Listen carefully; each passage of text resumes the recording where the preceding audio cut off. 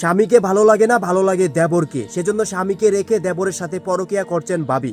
এক প্রকার যখন স্বামী জানতে পারলো তার স্ত্রী তার ছোট ভাইয়ের সাথে পরকীয়া করতেছে, তখন তার ছোট ভাই ও তার স্ত্রী তারা দুজনে মিলে এমন একটা মাস্টার প্ল্যান করলো, আর সেই মাস্টার প্ল্যানের বলিদান হতে হলো স্বামীকে। হ্যাঁ দর্শক, পুরো ঘটনা শুনলে আপনারা বুঝতে পারবেন আপন ছোট ভাই এবং তার নিজের স্ত্রী তারা দুজনে প্ল্যান করে কিভাবে উজ্জ্বলকে এই দুনিয়া থেকে বিদায় করে দিল। সেটা খুবই দুঃখজনক ঘটনা, আপনারা সম্পূর্ণ ঘটনাটা শুনে যাবেন। সেটা এই ঘটনাটা ঘটে গেছে মানিকগঞ্জে। সেটা আপনারা স্ক্রিনের মাঝে দেখতে পারতেছেন একটি মহিলার পিক। এই মহিলাই হলো উজ্জ্বলের স্ত্রী। এই মহিলার নাম হলো মনিরা। তো মনিরা এবং উজ্জ্বল তাদের দুজনের বিয়ে হয় আজ থেকে বেশ কয়েক বছর আগে। তার পরবর্তীতে তাদের সংসারে অভাব অনটনা ছিল, সেই জন্য উজ্জ্বল ভাবলো আমি প্রবাসে চলে যাই। সেই জন্য তিনি তার ছোট ভাই জন্টুকে নিয়ে তারা দু ভাই সিঙ্গাপুর প্রবাসে চলে যায়। যাওয়ার পরবর্তীতে ওখানে স্বামীর কথা ছিল তার স্ত্রীর সাথে যোগাযোগ করা, কিন্তু স্ত্রী তার স্বামীর সাথে যোগাযোগ না করে তিনি প্রতিনিয়ত তার ছোট ভাই জন্টুর সাথে যোগাযোগ করতেছে, তার স্বামীর ছোট ভাই জন্টুর সাথেই যোগাযোগ করতেছে। এক প্রকার তাদের মাঝে এ থেকে একটা পরকীয়া সম্পর্ক হয়ে যায়। স্বামী উজ্জ্বল এই বিষয়টা জানতো না যে তার ছোট ভাই জন্টু তার স্ত্রীর সাথে পরকীয়া করতেছে।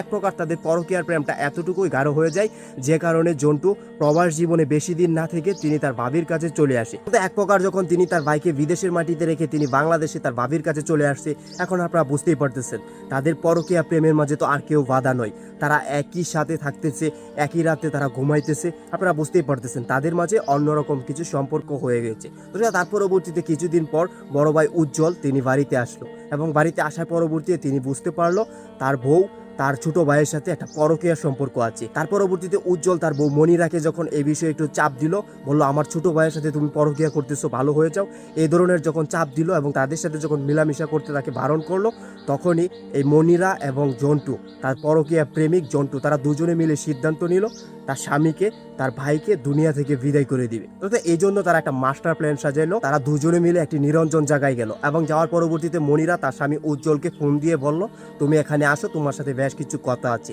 তো স্বামী স্ত্রী কথা শুনে ওখানে গেল, এবং যাওয়ার পরবর্তীতে দেখতে পারতেছে তার ছোট ভাই জন্টু ওখানে আছে। তো তার পরবর্তীতে তার মনের মাঝে একটু ডাক পড়ে গেছে যে তারা দুজন আমাকে ডেকেছে, না জানি আমার সাথে কি করে।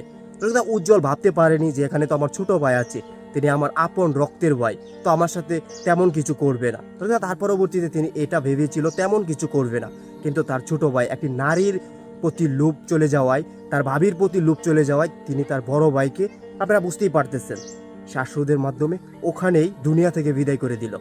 আপন রক্তের বড় ভাই শুধুমাত্র একটা নারীর কারণে ওখানে তাকে দুনিয়া থেকে বিদায় করে দিল। এক প্রকার তাকে ওখানে দুনিয়া থেকে বিদায় করে দিয়ে তার বডির সাথে বড় একটি পাথর বেঁধে তারপর নদীতে ফেলে দিল, এবং তারা ওখান থেকে তাড়াহুড়া করে বাড়িতে চলে আসলো। এবং আসার পরবর্তীতে ঘটনাটাকে তারা অন্যভাবে মূর্তি দিতেছে যে আমাদের ভাই কোথায় হারিয়ে গেছে।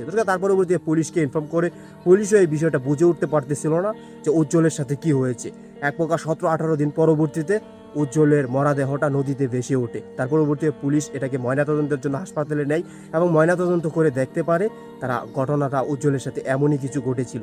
তার পরবর্তীতে সন্দেহবশতে এই মনিরা এবং জন্টুকে গ্রেফতার করে, এবং গ্রেফতার করার পরবর্তীতে যখন তাদেরকে বেশ কিছু জিজ্ঞাসাবাদ করে, তখনই তারা এই ধরনের কথাগুলো স্বীকার করে যে হ্যাঁ, আমরাই আমার স্বামী এবং ভাইকে দুনিয়া থেকে বিদায় করে দিয়েছি। এখন আপনি আসলে কি বলবেন, এই সমাজ আজ কোথায় যাচ্ছে?